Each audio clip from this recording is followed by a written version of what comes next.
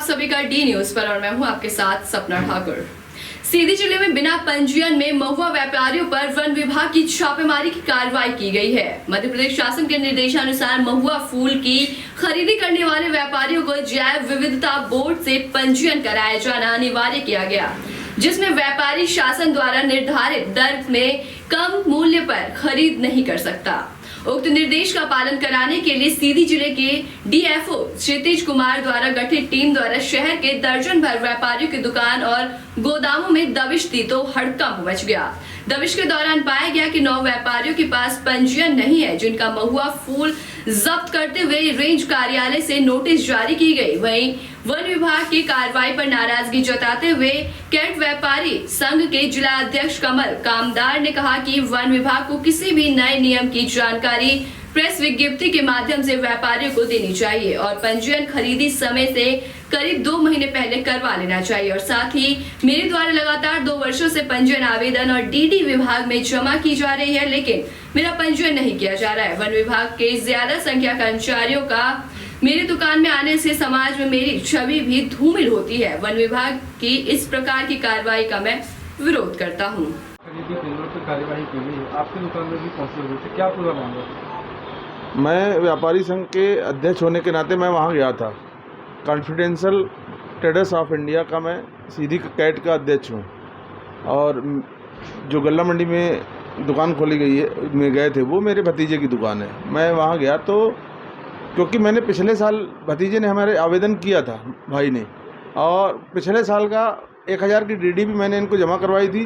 वो डीडी इस साल उन्होंने फिर जब आवेदन करना पड़ा, पिछले साल ये 1 साल में नहीं बना पाए, फिर जब दोबारा इस साल आवेदन किया फिर 1000 का चेक दिया तो पिछली वाली डीडी लाइसेंस न बनाने के कारण मुझे वापस कर दी गई। चलिए ये आप वापस ले लीजिए। अब वो भी जमा करे, हमको 10 दिन हो गया, चेक जमा कर दिए 1000 का, पूरे कागजी कार्रवाई कर दिया। ये गांव-गांव जाते हैं, वहाँ बैठ के 2 मिनट में रसीद काट देते हैं और सीधी शहर में जो मुख्यालय में है उनको 1-1 महीना लगा रहे हैं। क्यों? अब जब आपकी गलती है, आपने कार्रवाई किस आधार पे आप आ गए? जब हमने आपको पूरे पेपर दे दिए किसी ने आपको, तो आप उनको बना के दे दीजिए। इसमें भी जब हर विभाग में एक नियम होता है कि इतने दिन में हमारा लाइसेंस बन जाना चाहिए, तो जंगल विभाग में भी यही नियम होना चाहिए कि आप 7 दिन के अंदर बना के दो या 15 दिन के अंदर, जो भी नियम आपका हो बना के दो। इसमें व्यापारी की कोई गलती नहीं है। इनको ऐसी कार्रवाई नहीं करनी चाहिए कि किसी दुकानदार की आप बेइज्जती कर दो। 15-15 जने आप एक साथ दुकान में घुस रहे हो तो सामने वाला इज्जतदार आदमी है या कुछ भी हो, उसकी आप बेइज्जती होती है कि मेरे दुकान में ये कैसे आ गए। इसका चीज़ का मैंने विरोध किया उस जगह पे। जंगल विभाग का तर्क है, जो वहाँ के अधिकारी, उनका तर्क ये है कि जो व्यापारी खरीदी करेंगे उससे जो उपज जो बेचते आएगा किसान, उसको लाभांश नहीं मिल पाएगा। लाभांश नहीं मिल रहा तो जंगल विभाग खरीदे ना, कौन मना कर रहा? हम लोग मना थोड़ी ना कि 1 साल खरीदे तो सड़ गया इनका पूरा महुआ।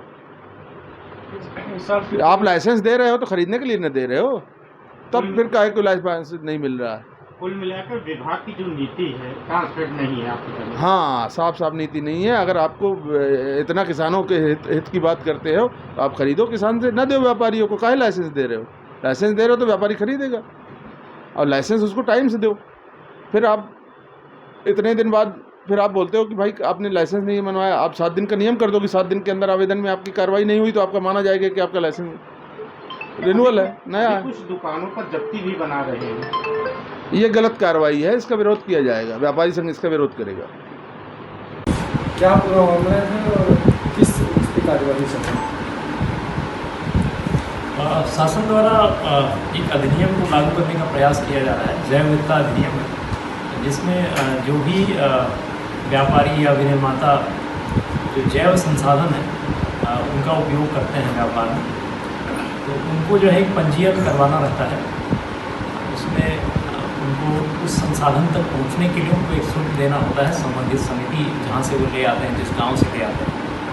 तो कई सारे व्यापारी यहाँ पंजीयन अभी नहीं करवाए हुए थे, कुछ ने पंजीयन करवाया भी है। तो उसी सिलसिले में आज ये पूरी कार्रवाई की जा रही है कि एक लोगों को जागरूकता भी बढ़ जाए। पहले भी इसके संबंध में कई बार को सूचित किया गया था, कार्यशाला भी इस विषय पर आयोजित की गई थी।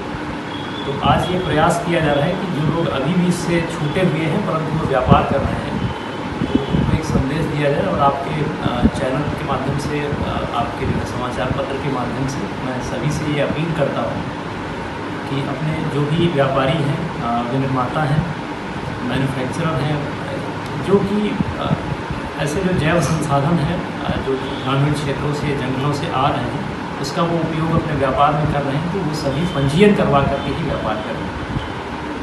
वहीं भिंड जिले के सुप्रसिद्ध रावतपुरा सरकार धाम पर हनुमान जन्मोत्सव के अवसर पर प्रदेश के मुख्यमंत्री शिवराज सिंह चौहान, पत्नी साधना सिंह सहित भिंड जिले के रावतपुरा सरकार धाम पहुंचे हैं। वहां हेलीपैड पर भाजपा जिलाध्यक्ष नाथू सिंह गुर्जर सहित कई कार्यकर्ताओं ने उनका स्वागत किया। इस अवसर पर भिंड कलेक्ट्रेट सतीश कुमार, एसपी शैलेंद्र सिंह चौहान सहित कई आला अधिकारी मौजूद रहे।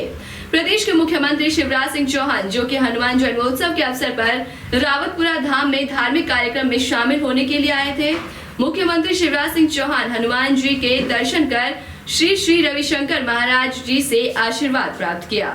प्रदेश के मुख्यमंत्री शिवराज सिंह चौहान रात्रि विश्राम भी उन्होंने रावतपुरा सरकार धाम में किया। दो गुटों में आमने सामने ताबड़तोड़ गोलियां चली। 1 घंटे तक ये गोलियां चलती रही और साथ ही पथराव भी हुआ। मकान पर कार्यरत एक मजदूर गंभीर रूप से घायल हो गया, जिसे इलाज के लिए ग्वालियर भेज दिया गया।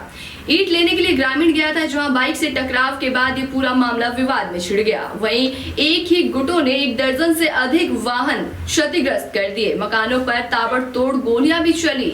वहीं सूचना मिलते ही मौके पर पहुंची पुलिस ने क्षेत्र में तनाव की स्थिति को किसी तरीके से नियंत्रित किया। भिंड में मशहूर कवि कुमार विश्वास का बड़ा बयान सोशल मीडिया पर वायरल हुआ है। देश में नमाज और हनुमान चालीसा की टाइमिंग पर बहस के बीच कुमार विश्वास बोले, मुझे समझ नहीं आता कि लोग एक दूसरे के खिलाफ क्यों हैं। जब हनुमान चालीसा पढ़नी है तो नमाज के वक्त क्यों पढ़नी है। मैं हनुमान भक्त हूँ, मुझे हनुमान चालीसा पढ़ना है और कभी भी पढ़े। नमाज पढ़नी है तो कभी भी पढ़ें। आप अपनी जगह पढ़ें, वो अपनी जगह पढ़ें। ना तुम ध्वनि प्रदूषण करो। हनुमान को याद करने के लिए मुझे किसी अजान की जरूरत नहीं है। समय लोग एक दूसरे के खिलाफ हैं। मुझे समझ में नहीं आता कि हनुमान चालीसा पढ़नी है तो नमाज के वक्त क्यों पढ़नी है। आज हनुमान जयंती हो गई, 12 बज गए, मैं हनुमान भक्त हूँ, मुझे हनुमान चालीसा पढ़ना तो कभी भी पढ़ना है, मुझे नमाज पढ़नी तो कभी भी पढ़नी है। तुम अपनी जगह पढ़ो यार, वो अपनी जगह पढ़े, ना वो प्रदूषण करे ध्वनि का, ना तुम प्रदूषण करो। ये थोड़ा ध्यान रखो। मैं मोहब्बत जगाने मेरे हनुमान के स्मरण के लिए मुझे किसी अजान की आवश्यकता नहीं। वो अपनी अजान पढ़े, वो अपने परवरदिगार आलम को याद करें। और आज मैंने सागर के अर्जुनी गांव में ट्रॉली में भरी गेहूं की फसल में आग लग गई। देखते ही देखते आग ने विकराल रूप धारण कर लिया। घटना देख ट्रैक्टर चालक तुरंत वाहन को लेकर हर एक खेत में पहुंचा, जहां जल्दी गेहूं की फसल को खाली किया, जिससे आग पर काबू पाया गया। घटना में गेहूं की फसल पूरी तरीके से जल गई। जानकारी के अनुसार किसान कमलेश ट्रैक्टर ट्रॉली में गेहूं की फसल भरकर ले जा रहे थे, तभी रास्ते में बिजली का तार से संपर्क में आने पर गेहूं की फसल आ गई और आग लग गई। आग लगातार बढ़ रही थी, जिसे देख तुरंत ड्राइवर ने ट्रैक्टर दौड़ाया और खेत में लेकर पहुंचा। आग की लपेटों में घिरे ट्रैक्टर ट्रॉली को खेत में दौड़ते देख ग्रामीणों में भीड़ जमा हो गई। हरी फसल के बीच जलती हुई फसल को खाली करने से आग पर किसी तरह काबू पाया गया। ऐसी तमाम बड़ी जानकारी के लिए देखते रहिए टी न्यूज़।